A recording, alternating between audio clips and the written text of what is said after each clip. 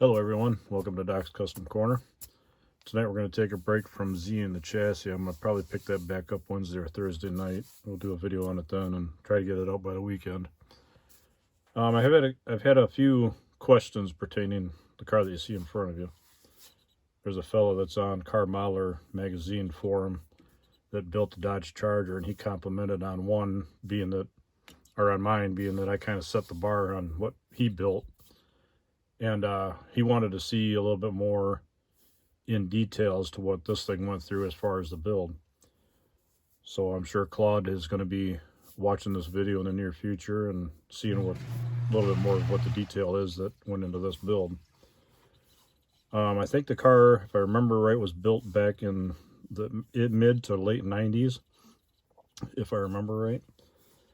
The car came out in Car Modeler magazine on the drawing board and was illustrated by, I'm not sure how you pronounce his name, but Jairus Watson, Jairus Watson. We were at the Milwaukee NNL one night, and one of my fellow modelers saw me in the room, and he says, "I got a challenge for you."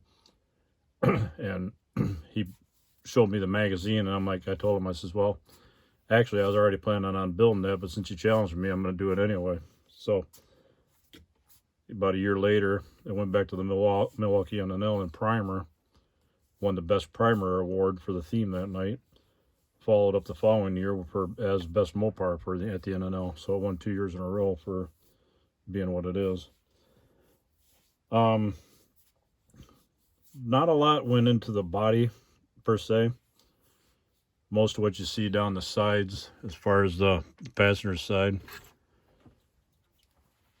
all of the roof line was cut down the middle, and then I cut everything from the post back, and then the C-pillar back, and then just moved the roof over. This is all kit side here.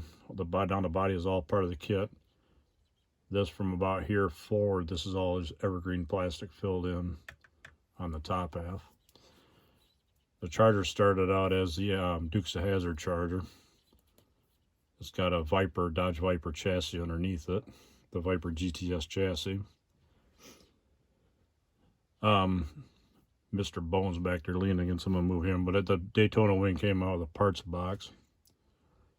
And if you can see on the base here, I don't know how well you can pick this up. I don't know if the light's going to allow me here. There we go. That magazine cover is the magazine that this car was pictured in. I don't know however many years ago. But as far as the build, everything around the car, I took the bumperettes off the bumpers and had the bumpers all re-chromed. Took the rear bumperettes are still on it. I didn't know what the back half of the car looked like, so I left the rear on. The side pipe, for those of you that remember the monogram 66 Malibu with the flip nose front end on it. These are the two side pipes off the Malibu, just offset. And then they're wrapped with a sheet of evergreen plastic and then filled in with putty to make it all look like it's a one piece. It's got exhaust flanges on it to look like it's removable. I'll lift the hood. There's a prop rod. I've got built-in prop rods on this to hold the hoods up. Oops, hitting the camera again. You can kind of see in the engine compartment there, alternator is back on the tail shaft of the transmission. The light's not really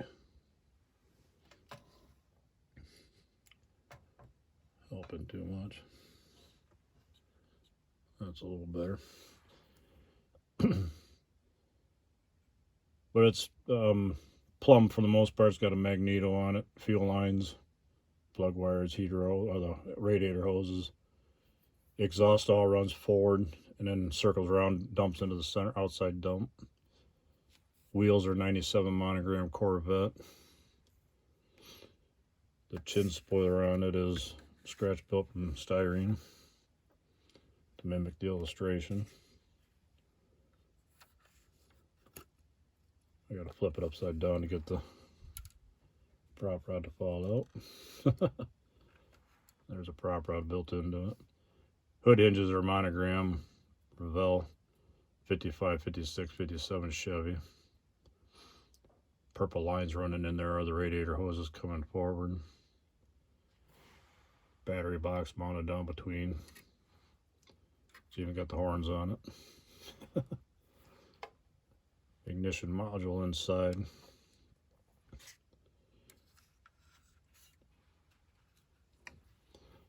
And this is the Viper chassis.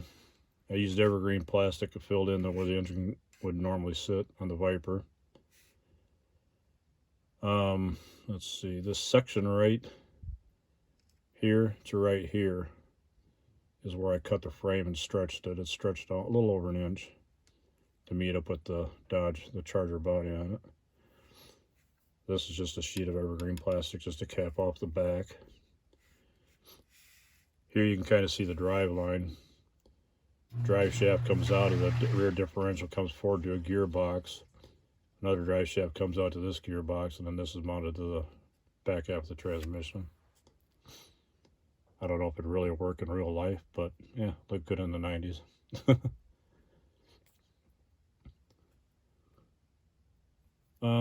See what else is there about this thing. The prop rod down. The intake scoop that's on top of the engine, that was all scratched out of sheet plastic. The radiator is has Viper tanks with a Camaro core. It's a 69 Camaro center core with a Viper tanks on it. Side pipe assembly was all scratched, well, except for the monogram kit pieces. The dashboard was narrowed up. The interior was all narrowed up. I don't know how well I can see it and show inside here. It's got a photo etch windshield wiper on it. It's got aluminum steering column on it with a photo etched aftermarket style steering wheel on it. Sunglasses sitting down on the armrest on the center console in there. Oops. There you can see the sunglasses sitting on the other side over here.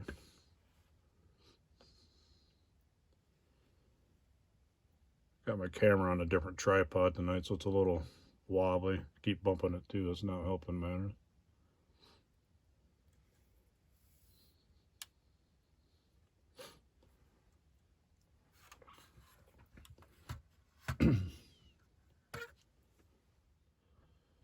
Back again. Felt another sneeze coming on. I had to stop for a minute. Getting over this cold, but it's not still hanging on. But some of the parts, aftermarket parts that went into it, the radiator hoses are aluminum tubing. Fuel line just a piece of wire. Viper chassis was extended out. Alternator, all that came out of a spare parts box. Strut tar mount across the top, I think that came out of the Viper. That might have been parts box too. But I used Chrome Tech for the chrome plating on the rear bumpers and the front bumpers and the side pipe when I had them replated. Ken's Fuzzy First supplied the flocking that's on the floor. PPG paint is what the paint that's on it. I forget the color name of it, but Parts by Parks supplied had the steering wheel. Detail Master supplied the photo etch window crank, steering wheel kit, exhaust flanges, magneto, wiper arm, and the sunglasses that are laying inside. And I'm going to try to show if this will show up on camera. I have some photos here of what it was in progress and some of just the bare chassis with the body off. Just to give you an idea of what it looked like. That's sitting in just in purple primer.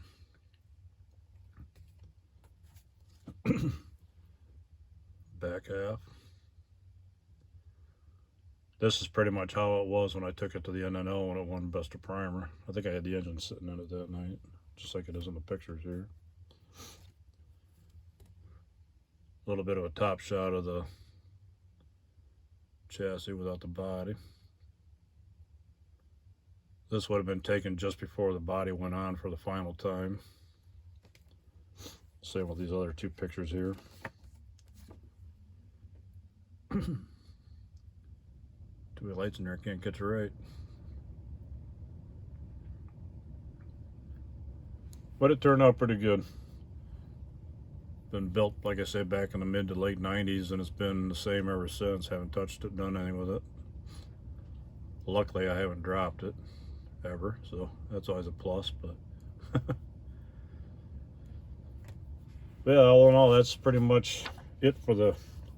I dubbed it the Warbird charger on the base here. I don't know if you can. I can hold it up so you can kind of stop the video and read it if you wanted to. But to kind of see what was written in the article. Catch it without all the light glare here. There we go. At least that'll give you an idea of what the this picture is taken right out of the magazine, and I glued it down to this wooden base and then clear coated everything. But it's actually a cooler door out of an old Chevy conversion van, wood top. But works. But all in all, that's about it. If anybody has any questions on it, want to know any more, leave a remark or a comment down in the comment box. As far as if you have any more questions on it, let me know. And if you like the video, go ahead and click like. If you haven't subscribed yet, go ahead and subscribe if you would for me. I'd appreciate it. And if you want to know, if for future reference, if you want to click the notification bell up top, go ahead and click that, and that'll warn you when new videos come out. But with that in mind, we'll cut it short for the night before I have another coughing fit here. And we'll see you again soon. We'll, like I say, Wednesday, Thursday night, we'll start putting together a video on the finishing up the ZN chassis. Get that segment going and keep it getting it finished, whatever. But with all that in mind, have a good night, y'all, and we'll see you later, and I'll see you at the corner. Take care.